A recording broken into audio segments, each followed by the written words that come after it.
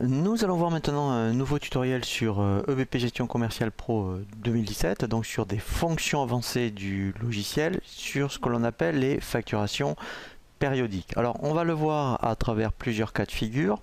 Dans un premier temps, le cas de figure le plus classique, c'est lorsque par exemple vous êtes une société informatique, vous proposez des contrats d'assistance une fois par an. Et bien lorsque vous allez établir la première facture, on va programmer après qu'elle se régénère tous les ans à une date fixe 5 jours avant par rapport à la date d'échéance, pour que effectivement vous puissiez proposer de nouveau le contrat d'assistance. Donc là bien sûr ça va s'adresser à tout type de société qui propose des contrats de maintenance, mais on peut le voir aussi dans des cas de figure un peu plus sophistiqués, sur tout ce qui est, admettons, je pense notamment aux sociétés de transport, qui par exemple fait une facture par mois, mais qui fait ce qu'on appelle plusieurs bons de livraison dans le mois.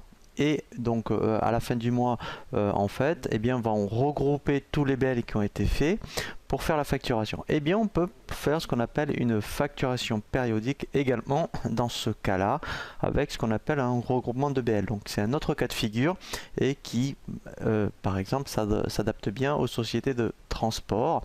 Et on peut le voir également, je pense, mettons aux sociétés de leasing, ou même vous êtes une société où vous proposez une formule de financement qui est un leasing, et tous les mois vous faites une facture je dirais de prélèvement. Vous pourriez programmer pareil une facturation périodique mensuelle par rapport donc au prélèvement qui est prévu par mois.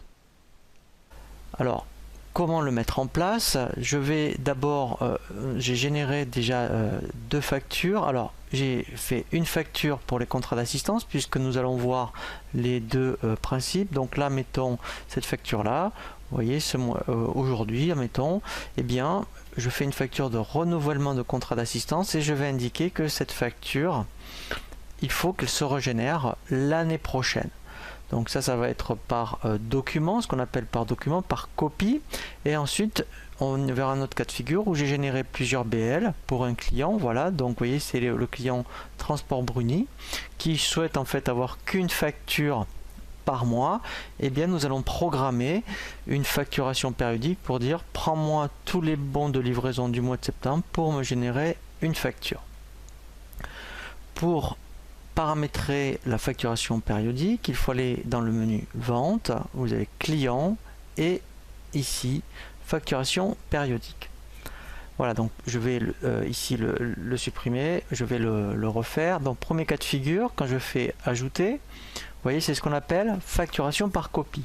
Donc facturation par copie, effectivement, c'est lorsque vous faites une fois la facture d'assistance et vous déterminez que l'année prochaine, il faut qu'elle se programme toute seule.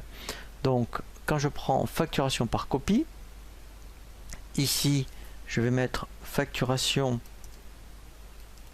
voilà, contrat assistance, voilà. Donc, je vais prendre, vous voyez, en mode copie d'un document de référence, et ici je vais chercher la facture en question, donc la facture que j'ai faite aujourd'hui du contrat d'assistance.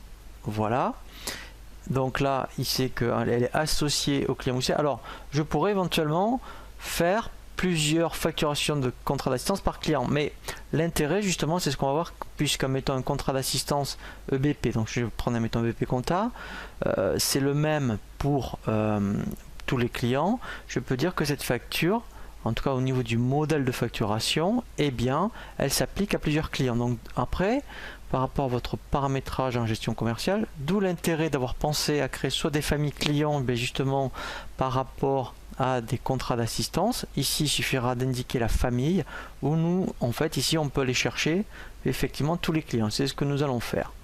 Donc dans le menu paramètres, ici, effectivement, alors vous voyez ici dans les périodicités, je vais dire en fait, moi je veux que ce soit, admettons pour celle-ci, annuel.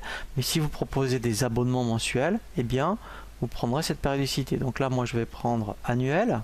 Voilà, donc là vous voyez déjà, il sait que, vous voyez, donc on va faire exprès de la générer au mois d'octobre 2014, mais il me propose déjà toutes les dates sur 10 ans. Alors on peut réduire, hein.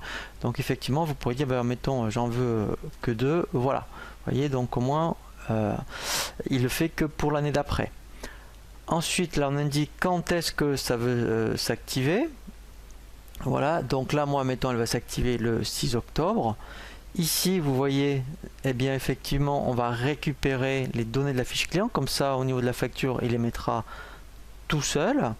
Voilà, donc on n'utilise pas un mode de règlement personnalisé, puisque, alors, ça, deux possibilités, soit vous avez bien pensé dans les fiches clients à bien avoir affecté le mode de règlement, sinon ici vous affectez le mode de règlement par défaut.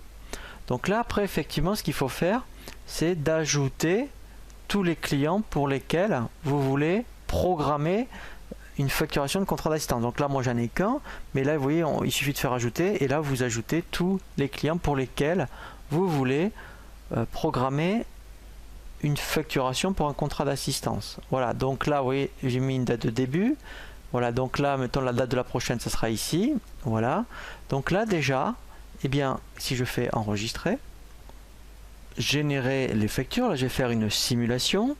Donc là vous voyez il m'a bien détecté la facturation à générer. Et bien en fait, donc là alors je pourrais en avoir plusieurs, dans ce cas là je ferai générer tout, ou alors c'est vous-même hein, qui choisissez vraiment les clients pour lesquels vous voulez le générer. Donc là je décoche regroupement des bons de livraison, voilà, et là en fait je vais donc voilà appliquer le traitement pour la génération. Voilà, vous voyez, donc en plus ce qui est intéressant c'est qu'il m'ouvre le document.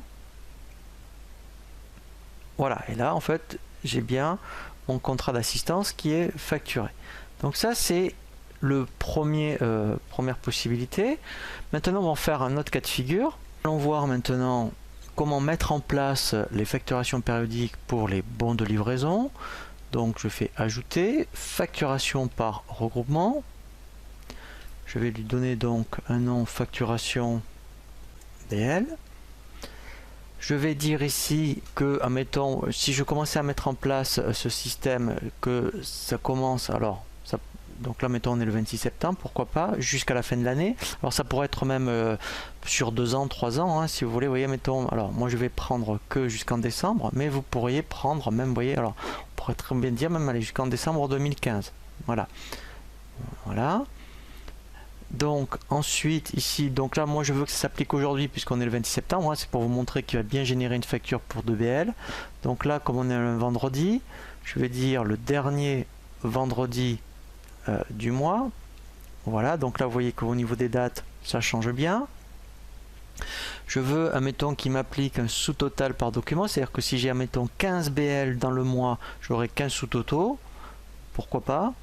Ici donc là je veux pas mettre d'ancienneté minimum, donc là c'est pour qu'ils me mettent tous les bons de livraison, mais par contre effectivement si vous le mettiez en place à partir de maintenant mais qu'il voulait vous prendre les 30 derniers, eh bien vous mettrez ici 30 jours. Donc maintenant je vais aller chercher le client pour lequel je veux mettre en place cette facturation. Donc là je prends bien mon transporteur, voilà. Là, vous voyez, donc il appliquerait même jusqu'en décembre 2015.